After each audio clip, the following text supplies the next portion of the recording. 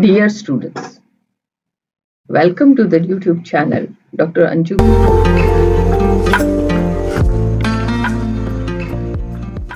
Gurawa, MA English, Delhi University.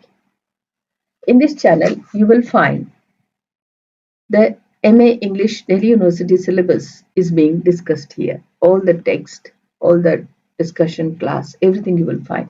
So kindly subscribe the channel, follow the channel, and uh, share and like it. Now, let's come to the main part. Today, we are going to talk about Paradiselost, and this is book one. And in this book one, we will try to find out the literary devices which are being implied in Paradiselost. This video is going to be very significant. Kindly uh, listen it carefully, note the notes. This is book one, and I'm starting from here. What we have done actually, we have done it in all the literary devices. So you will find that line numbers are there and what other devices are being used here. The literary devices used in this opening lines 1 to 26 Paradiselost highlight Milton's blending of classic epic tradition in Christian theology. Now these are the literary devices you will see, and these are existing in the this lines, which are lines, and then what is the explanation. So while I am reading, at the same time this table is also before you. Please take a screenshot and read it later on as per your convenience. Now the statement of the theme, that is the opening of the line. Of men's first disobedience brought death into the world, that is line 1 to 3. A classical epic convention, it immediately establishes the poem's subject, the fall, and its catastrophic consequence. Now, prolapsus, that is a fresh dawning. Now, till one great man restore us and regain the blissful seat. That is line 4 to 5. Previous, the ultimate resolution coming of the Christ, one great man, assuring the reader of the redemption from the outset. Epithet and metaphor. This is the device which is being used. And what are the line? Line number 2 and line number 5. That is mortal tasked, blissful seat. And what is the explanation? Describe the fruit's effect leading to the death and names Eden the seat of bliss, using figurative language of the heightened, the language of the epic. Then next is invocation, and that is apostrophe. Now, what is that? Where is this? These lines are there.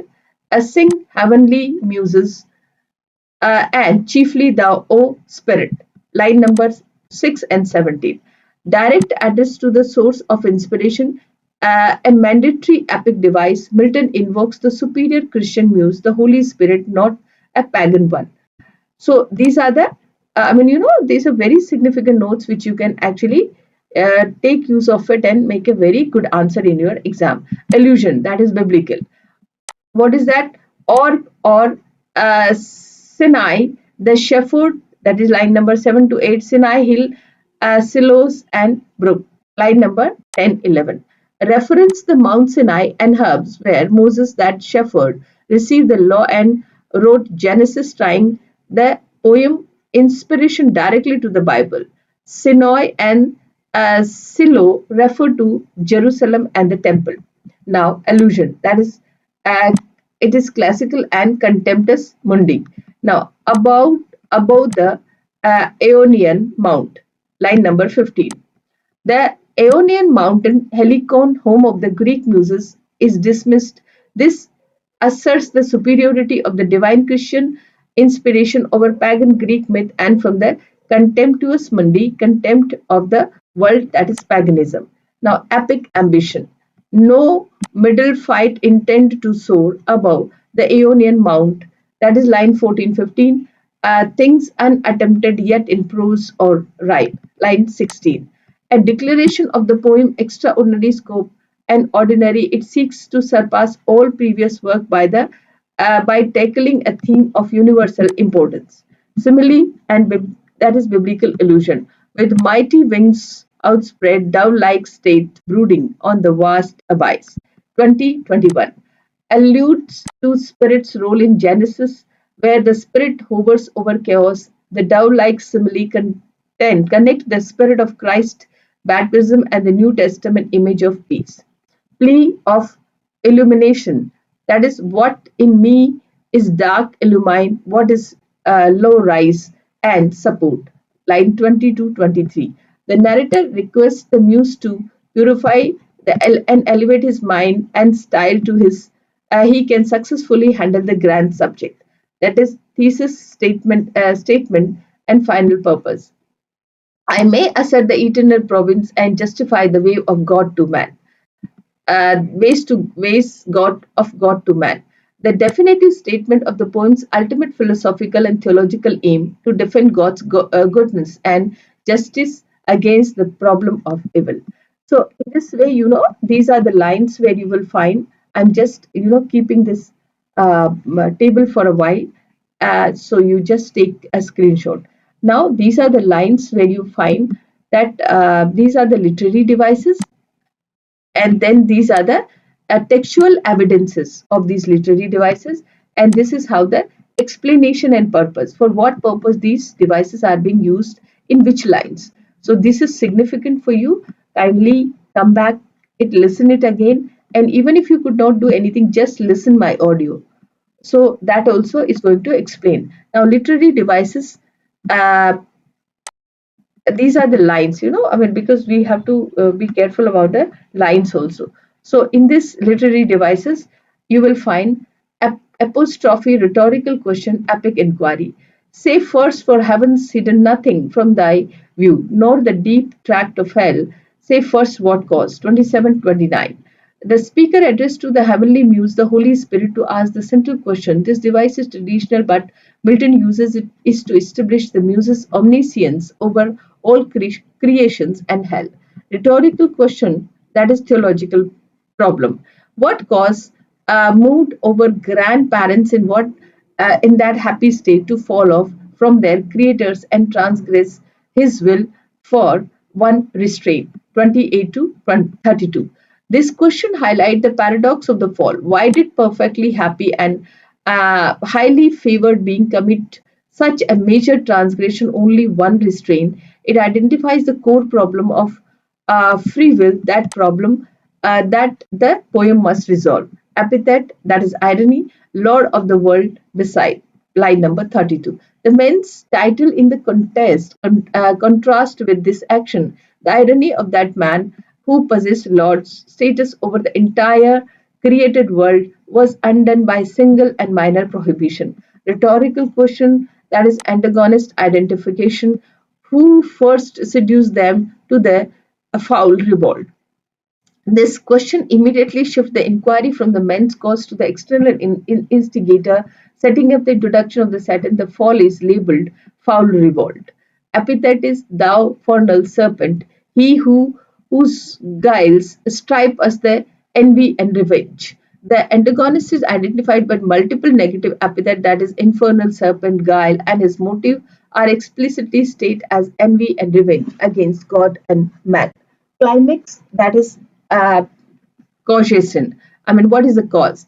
What time is pride had cast him out from the heaven to set himself in glory above his peers. He trusted to have equaled the Most High.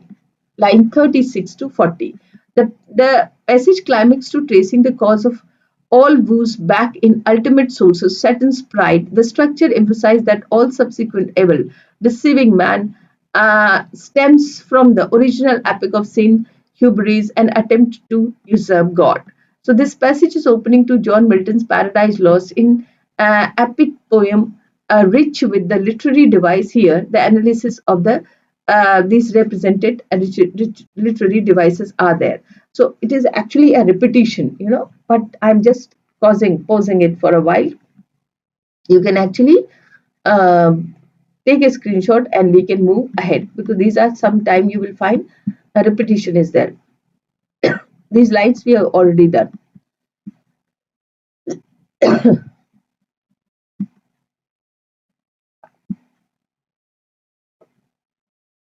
The theme, now these are some other significant aspect of the poem is there. Theme, line number 1 to 5, The poem is about Adam and Eve first disobedience, eating the forbidden fruit. That act brought death and all over misery, but will fixed by Jesus, a one great man. Invocation is he asked the muses to inspire him. Milton asked the heavenly muses, the same one who inspired Moses, and the shepherd to write Genesis and help him to tell his story. He says his work will be greater than any old Greek poem. Now, prayers, then he's asking for the prayers. He prays directly to the Holy Spirit, O Spirit, who was present in creation to illumine, enlighten him. His goal is to success justify the waves of the God to man, explain why God allowed humanity to fall. And the question is, what is, poses the theological problem. Milton asks what caused Adam and Eve, who had everything and were so highly favored by the God, and why did they disobey? The answer is identified source of evil. Because, why did they disobey God? The answer is evil. In humans, there is a evil which caused all the problem. The culprit was the infernal serpent Satan. His true motive was of pride, envy, and revenge. After God cast him out of heaven for trying to equal the Most High. So, in this whole time, if you see, uh, I'm just focusing on the uh, literary devices only. We are not going for any other explanation. I'm not explaining any other thing about Paradiselost. We will do it later on. Because right now I'm just focusing on the literary devices which are being used in a categorical manner.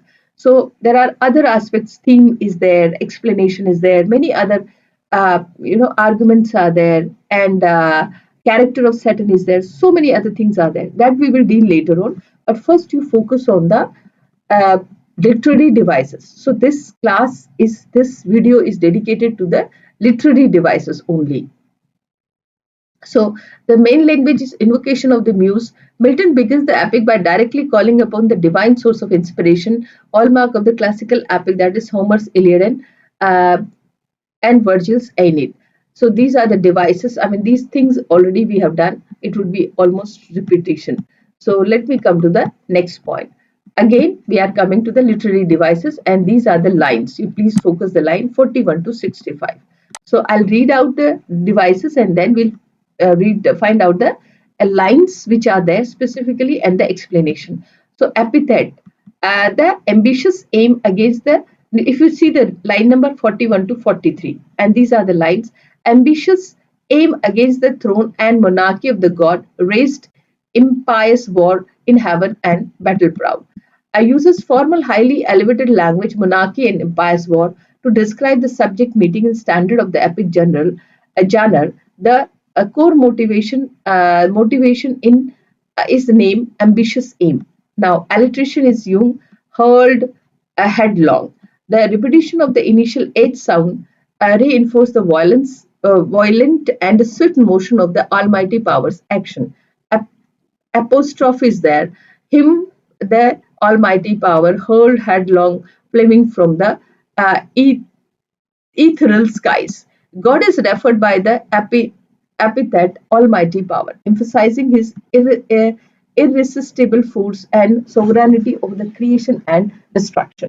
And hyperbole is there, 9 times the space that measured day and night to mortal man, 49 to 50. The duration of the fall is exaggerated to 9 days and nights. The tradition epic measure like 9 days it looked uh, Titans to fall to Tartarus, signifying the immeasurable epic pain of suffering. And paradox is there, confounded through immortal darkness visible. So darkness visible. This is what paradox is there. Darkness is never visible, but here the darkness visible. Page line number 63. These figures of speech describe the contradiction nature of hell in and its inhabitants. Satan is intellectual and morally confounded by the physical immortal, but concept of darkness visible is a striking oxymoron, describing the unique, terrifying quality of hell. Hell's fire and illuminate only despair, not reality. Then sensory imagery is there. Hideous ruin and combustion, a fiery girl and dismal situation, waste and wild. Line number 46, 52, and 60. Create a vivid, horrifying picture of hell using evocative adjective fulfilling the epic a requirement for setting a vast terrible stage. Epithet is there, that is adamantine chains and penal fire. The chains are adamantine and that is unbreakable and emphasizing the absolute permanence of the prison. The lines, ironic, become the chain, are often understood to be psychological, stemming from Satan's own pride. Characterization is obdurate pride and steadfast hate. These terms immediately define Saturn two enduring essential characteristics despite his suffering. His will remain obdurate, stubbornly resisting to moral influence, and that is spatial hyperbole. As far as angels can he view the dismal situation. Satan's gaze is given extraordinary power to see the entire expense of all as far as Angel Cain, establishing the immense terrifying scale of his new position. See, this poem, this even book one is going up to the lines of, that is, let me just come to the last. That is almost up to the end is lines are 770, 781. Okay. So when we are coming to the last, it's a this is lines 790, so almost near about 1000 lines we are going to cover. These videos are going to be long enough. But this whole aspect of discussing here is all the literary devices which are associated with the book one, and in this way we will go in detail, because in some point of time I just read out few things and then we'll move on. Otherwise, videos will be too long. So let me come to again here. Where were we? We were 45 somewhere. Let me come to the uh, because this video I dedicated only for the literary devices. So you can understand what are the literary devices are being used, and if you could actually give example from the text, you can quote the line, you can actually give the example. So that will make your answer very powerful. So here I was moving. I think we'll be able to make it in a two video. So let me try anyway. We are trying. So okay, now that's what. No, here before I think yes. From here, because we started with 41 to 65, right? And then we come to next. So I'll be avoiding all other things, and then we have to come to straightforward. Now this is 66 to 84, and the literary devices which are being used is apostrophe, metaphor, a theological epithet, spatial hyperbole, exclamatory apostrophe, identification by the circumlocution, epithet is again, then dramatic irony is there. So these are the literary devices. And what are the lines which is being used here? The lines are, I can simply read out, hope never come, that come to all. So metaphor is fiery deluge fed with ever burning sulfur unconsumed. Then theological epithet is such place eternal justice had prepared. Line number 70. Spatial hyperbole is as far removed from the God and light of heavens, as far from the center thrice, the utmost pole. Then exclamatory apostrophes, oh, how unlike the place from when they fell.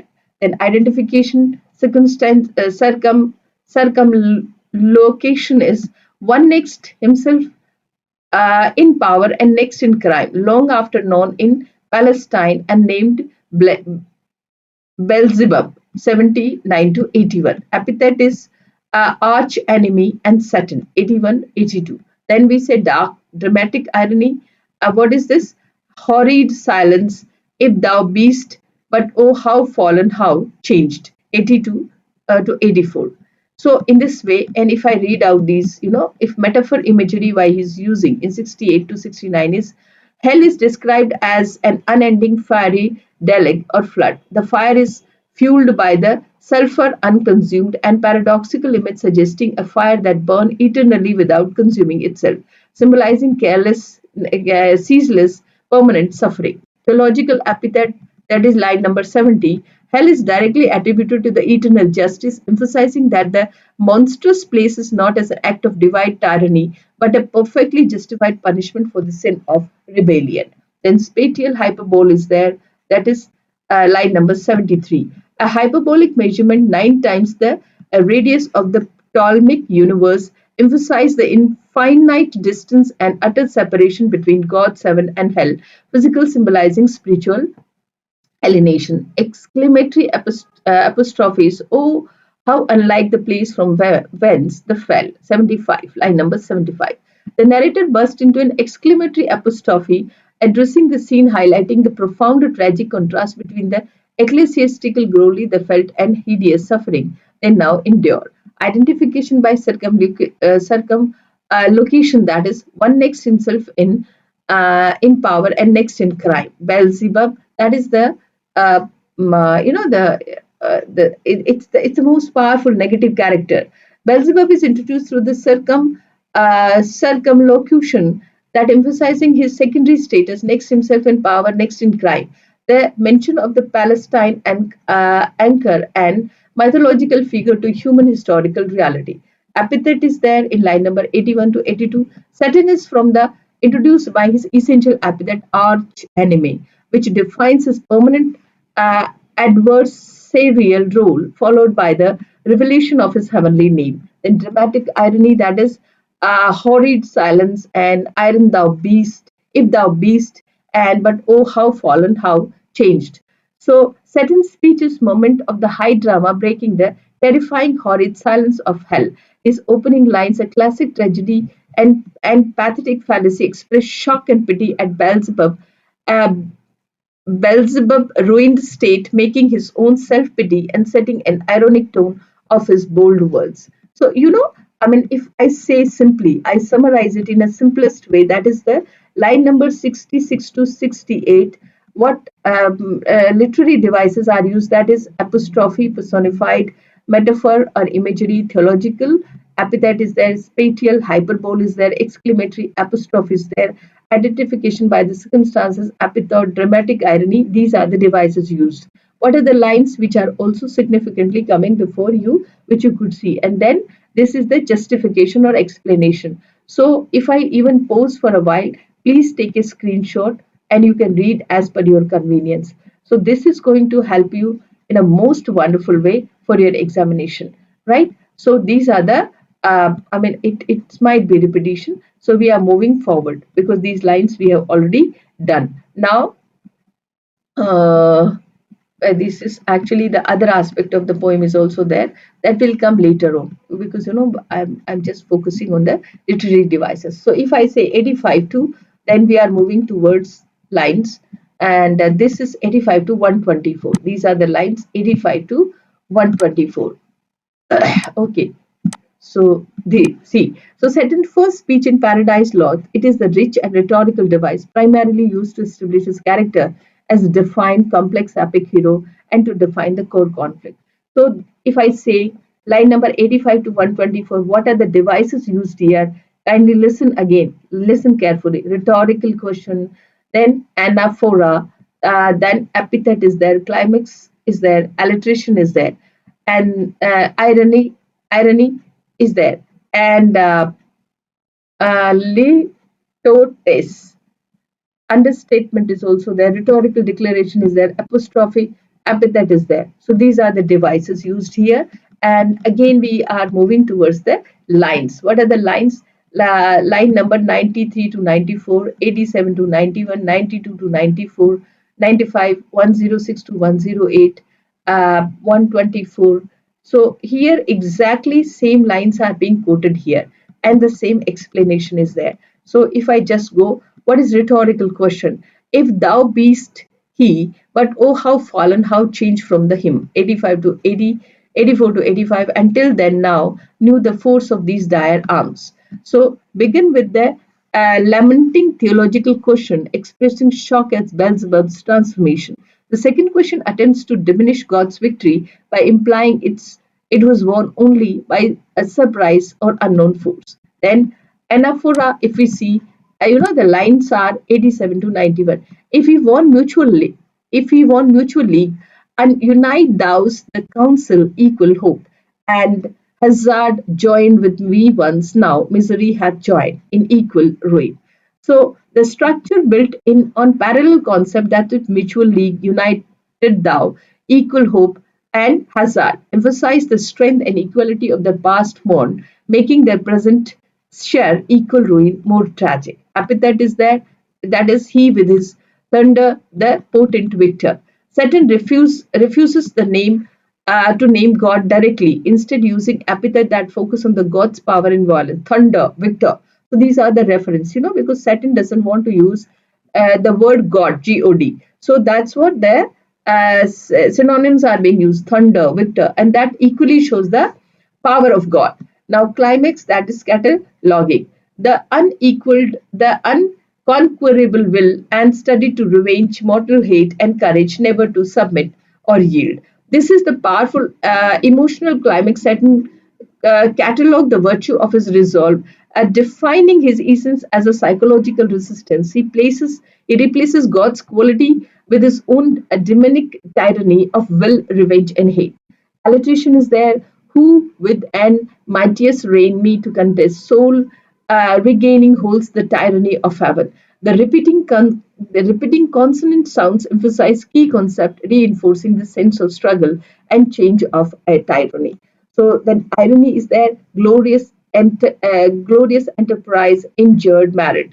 Saturn labeled his revolt against God's glorious enterprise and claimed rebelled as injured merit. This is deeply ironical, and the rebellion was fueled by pride, not merit, but to reveal the extent of his self-depiction.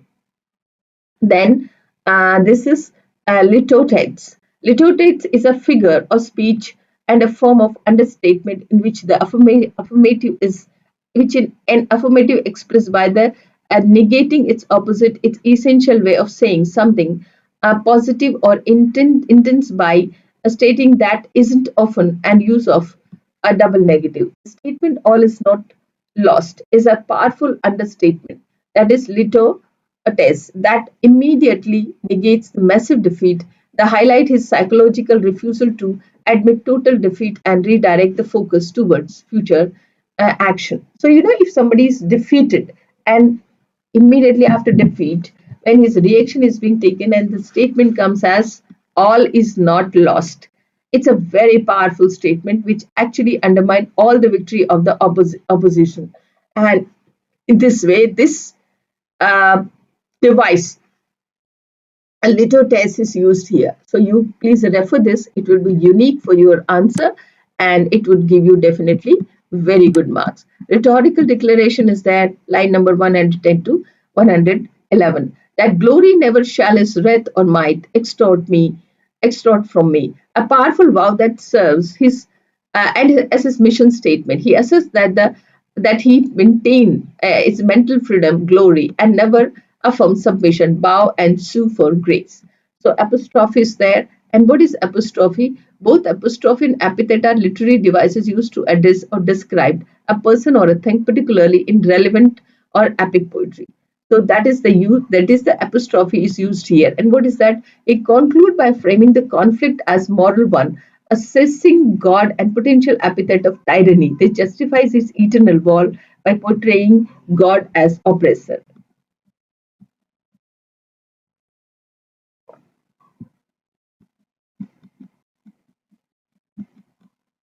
This is 85 to 124, and again these are lines 85 to 127. So the same devices are being used here, and the same explanation is going on. So if I just keep as a, let me just keep for a while. So please take the screenshot here also. Now take screenshot of this screen. Now please take the screenshot. So in this way, you will be able to write a very good answer, because everywhere the line numbers are mentioned. So specifically, you can easily move to the lines and then you can actually talk about that. So this is a neologism, and that is line number 122. Irreconcilable. So these are the devices we are able to do here. And 85 to 127 we are already done. And this, if I simply say, please take the screenshot of this sentence, defines and plan 85 to 127. So recognition, impenitence, and the war's legacy, all is not lost, refusal to submit, new strategy, narrator's comment. Okay, and then these are the lines which are specifically here. These are the 85 to 93. Here, specifically, lines are being, and what are the key theme? Mutual loss, fixed mind, shaking the throne, the core of evil, pride versus shame, eternal war, and these could be your themes also. Okay, so kindly note, specifically take the screenshot of this table and then you can explain it. Satan's knowledge, Beelzebub. Satan acknowledge Beelzebub's past glory and confirm they are now united in equal ruin after being overthrown by God's unexpected power, his thunder. He declared that neither the current pain nor anything future punishment will make him repent or change. His attributes he attributes his rebellion of a sense of injured merit, feeling feeling slighted. He boasted that his huge army, innumerable forces, was powerful enough to oppose God's as actual shook his throne during the war in heaven. Though they lost the battle, their essential spirit remained. What is not lost is the unconquerable will, study of revenge, and immortal hate. He says, bow and shoo for grace. Beg for forgiveness would be the greater ignominy and shame that for itself they will never acknowledge God's power since they cannot be destroyed. That is imperial substance cannot fail, and they will now wage an eternal war, not just force but guile, that is deception and God, and once the whole tyranny of heaven. So I mean, these are it's a very powerful table. Here also, main points of this passage is Satan acknowledge their fall and mutual ruin, unwavering defiance and impatience, that the claim of equality in shaking the throne, unconquerable will, that is what everything is not lost, and plan of eternal, irreconcilable war. So these are the lines where, 116 to 124, you can simply see. So these are the main points here. And this is what the devices, literary devices, the lines and the actual core theme there. And then explanation is there. So I think you are going to get a wonderful notes out of this. And now this is line number 125 to 156. After this line, I'll take a pause and then we'll continue for the next video.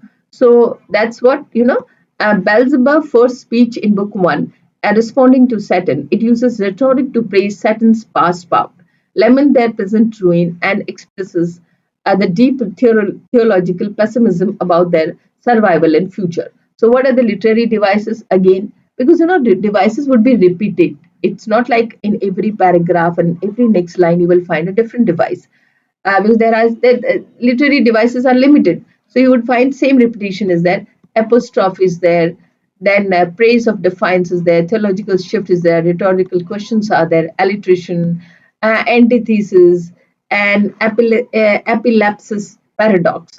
So what are the lines like if apostrophe is there, then line number 125 to 127, praise of the defiance 128 to 132, theological shift is 143 to 145, rhetorical question is 143, 146, 147, 153, and then alliteration is 140 to 146.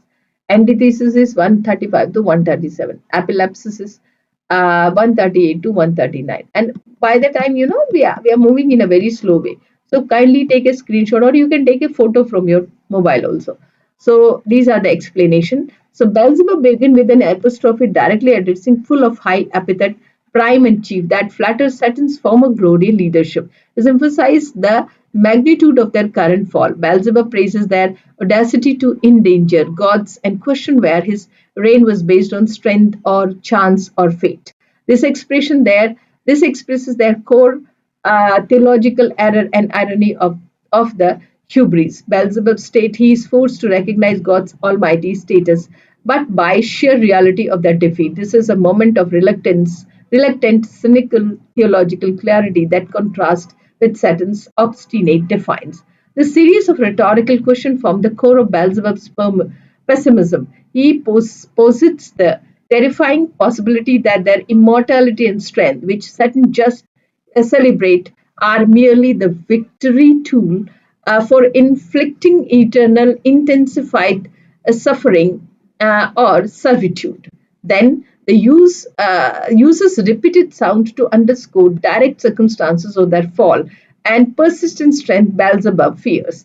The sharp contrast between the loss of heaven and their being laid thus low emphasize the totality of their ruin. Beelzebub pauses again, epilepsis, and as he considered the limit of their angelic nature, and they cannot truly perish, only fall to ruin, underline their unique state of immortal suffering, highlights the central paradox of their condition, and they retain invincible spirit and have lost all glory and are consumed by misery. So here, if I say page number 26, line, we are ending before line number 159, I think. So that's the end here. 156 we are ending, and this is the end of this video, but we'll continue because I try to make in MA English Delhi University syllabus you have 1 to 4 books. So my concern would be before your exam I could actually give all the videos related to all the 4 books, and then book 9 and 10 is there. So we'll do that, and kindly follow the channel and share it with your friends, and during your examination uh, listen it, pause the screen, take the screenshot, and make your own notes. Thank you so much. God bless you, and I wish you all the best for your exam.